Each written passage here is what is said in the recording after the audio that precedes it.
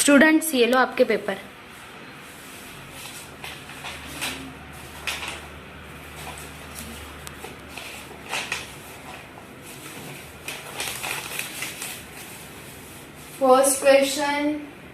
First question का तो answer आ रहा है, लेकिन सेकंड क्वेश्चन का क्या आंसर था? अ ग्रेट कपल, और आगे क्या था? मैं तो पूरी तरह से ब्लैंक हो चुकी हूँ, मुझे कुछ भी याद नहीं आ रहा है।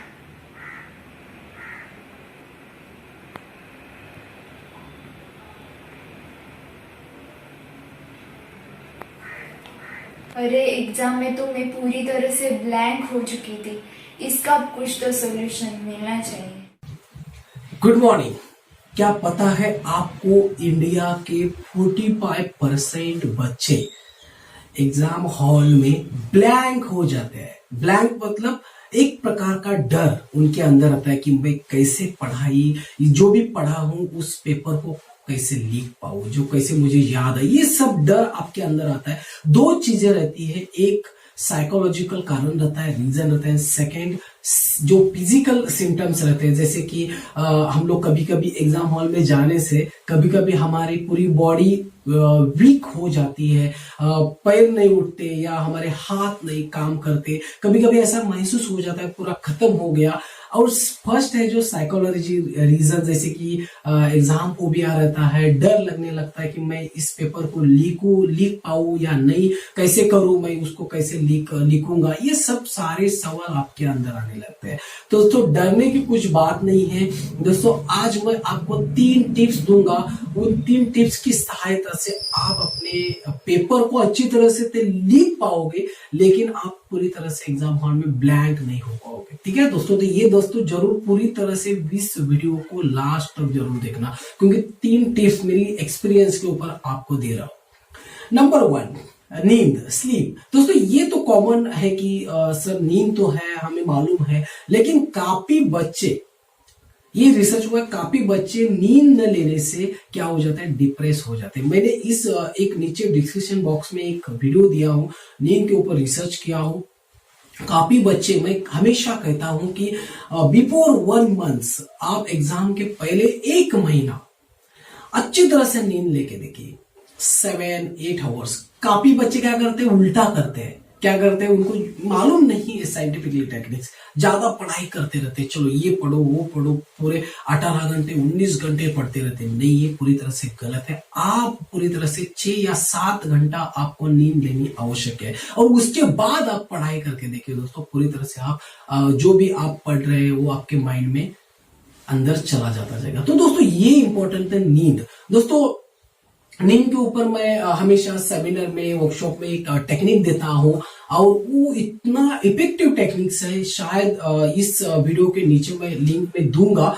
दोस्तों ये हमेशा सेमिनार में कहता हूं बच्चों को, ये वर्कशॉप खत्म होने के बाद, 16 घंटे का वर्कशॉप खत्म होने के बाद मैं कहता हूं कि ये रिलैक्सेशन टेक्निक्स मैं आपको दे रहा हूं, और उस ऑडियो को एग्जाम के पहले 2 घंटा पहले इसको सुनना है आपको रेगुलरली। आपको 1 घंटा, 1 मंथ, आपको 2 महीने तक आपको इसको सुनना है, जब तक आपके एग्जाम खत्म नहीं होते हैं। ठीक है, तो इससे क्या हो जाता है, काफी रिजल्ट आए दोस्तों, इतने स्टूडेंट्स के रिजल्ट आए कि दोस्तों कि कहते हैं कि सर इतना हमें बढ़िया लगता है, इतना हमें काफी अच्छा लगता है, क्योंकि इससे क्या होता था, हमें पहले डर लगता था एग्जाम हॉल में कैसे मैं पेपर को लिखूं या लिख पाऊं या नहीं, कैसे मैं कर पाऊंगा, ये सब सारे सवाल, नेगेटिव थॉट्स आपके अंदर आते थे। लेकिन ये रिलैक्सेशन टेक्निक सुनने के बाद मैं पूरी कॉन्फिडेंस के साथ, पूरी मोटिवेशन के साथ, पूरे एनर्जेटिक के साथ मैं जाता हूं और पेपर को अच्छी तरह से लिख पाता हूं। जो भी माइंड में आ रहा है, वो जो भी क्वेश्चंस को पूरी तरह से अंडरस्टैंडिंग करके उसको लिखता हूं।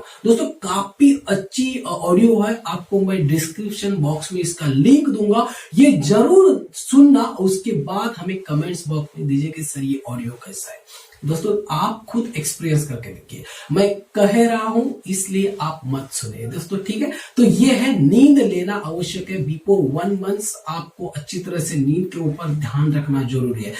उसके बाद काफी बच्चों को मैं देखता हूं ये है कि एग्जाम हॉल तक पढ़ते रहना, मैं भी वही करता था जब diploma in mechanical engineering Somaiya college में मैं था। तब हम लोग क्या करते थे, विद्या विहार से कॉलेज तक, जहाँ गेट तक या एग्जाम हॉल तक हम लोग पढ़ते जाते थे। 10 मिनट का रास्ता था, बसता था, तो वहां तक हम लोग पढ़ते जाते थे, पढ़ाई करते जाते थे रास्ते से। 2-3 दोस्त लोग कहा चलो ये पढ़ो वो पढ़ो। तो इससे क्या हो जाता है, ये मैं कहता हूँ कि साइंटिफिकली इससे क्या हो जाता है, साइंटिफिकली ये हो जाता है कि जब आप बिफोर 2 आवर्स कुछ पढ़ाई करते हैं तो पूरी तरह से ब्लैंक हो जाते हैं। क्योंकि क्या होता है, 2 घंटे में आपका माइंड क्या हो जाता है, अंडरस्टैंडिंग हो जाता है कि यार अब 2 घंटे के बाद मेरा पेपर है, अब ये पढ़ूं कि वो पढ़ूं, ये पढ़ूं कि वो पढ़ूं। ऐसे करते करते आप पूरी तरह से ब्लैंक हो जाते हैं।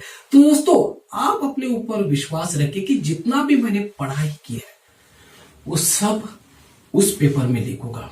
ये सेकेंड। एंड थर्ड, एनएलपी की कॉन्फिडेंस, मतलब कॉन्फिडेंस आपके अंदर होना जरूरी है। मैं हमेशा कहता हूं कि स्वामी विवेकानंद जी ने कहा है, आपके अंदर आत्मविश्वास होना जरूरी है, तब आप अपने जीवन में सफल हो पाएंगे। तो दोस्तों, ये है नंबर 3 है कॉन्फिडेंस।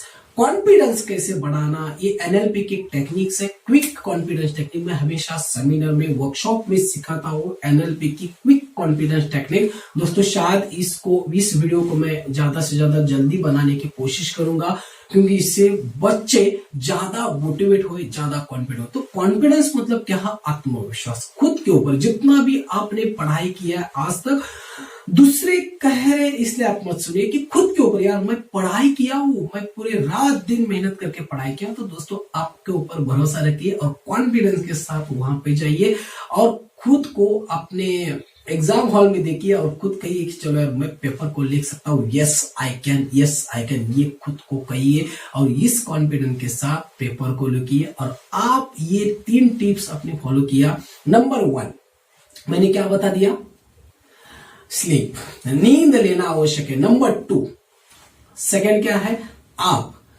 कंटिन्यू मत पढ़ना, before 2 hours, before 1 hours study को ब्रेक करना। एंड नंबर 3 मैंने क्या बता दिया, कॉन्फिडेंस, खुद के ऊपर भरोसा होना जरूरी है।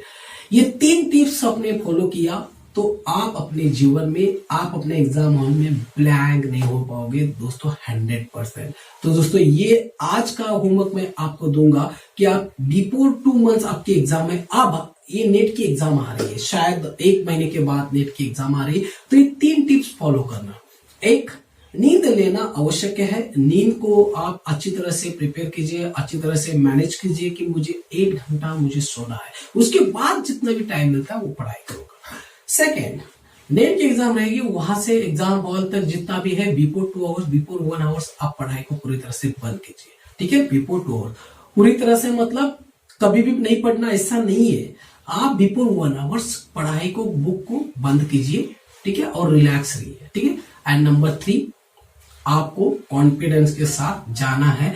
जितने भी सारे बच्चे थे अपने साइड में बैठते हैं, उन बच्चों को देखिए, वो भी बच्चे लिख सकते हैं, वो बच्चे लिख रहे हैं, तो मैं क्यों नहीं लिखूं, क्योंकि मैंने तो पढ़ाई किया। तो ये आपके अंदर सवाल पैदा कीजिए तो आपको उसका आंसर मिलेगा, आपके अंदर एक एनर्जी आएगी, चलो यार मैं भी कर सकता हूँ, मैं भी लिख सकता हूँ। दोस्तों, चलिए लक्ष्य गुरुकुल नॉलेज की तरफ से मैं आप सभी को धन्यवाद देना चाहता हूँ।